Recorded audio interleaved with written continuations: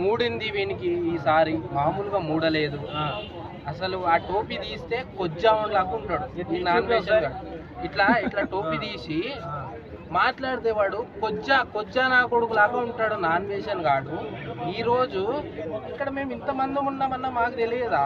Betting apps ఎవరు promote చేస్తుండ్రు, ఎవరికి హాని జరిగింది, ఎవరు అప్పుల పాలయ్యిండ్రు, ఎవరు ఆత్మహత్యలు చేసుకున్నారు, బాధితులు ఎవరు, ఎవరైనా వచ్చి కంప్లైంట్ ఇచ్చిండ్రా, లేదంటే సోషల్ మీడియాకి వచ్చి ముందు వచ్చి ఎవరైనా చెప్పిండ్రా?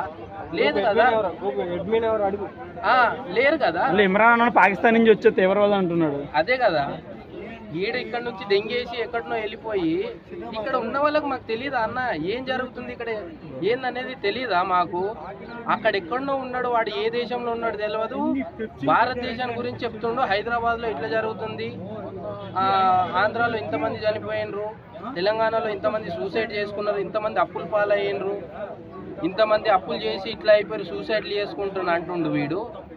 ఏదేదో అంటుండు. ప్రభుత్వం అనుమతి లేనిదే బెట్టింగ్ యాప్ అనేది ప్రజల్లోకి వస్తుంది. ప్రభుత్వం అనుమతి ఉంటేనే కదా ప్రజల్లోకి వచ్చేది. సరే వీళ్ళు యూట్యూబర్లు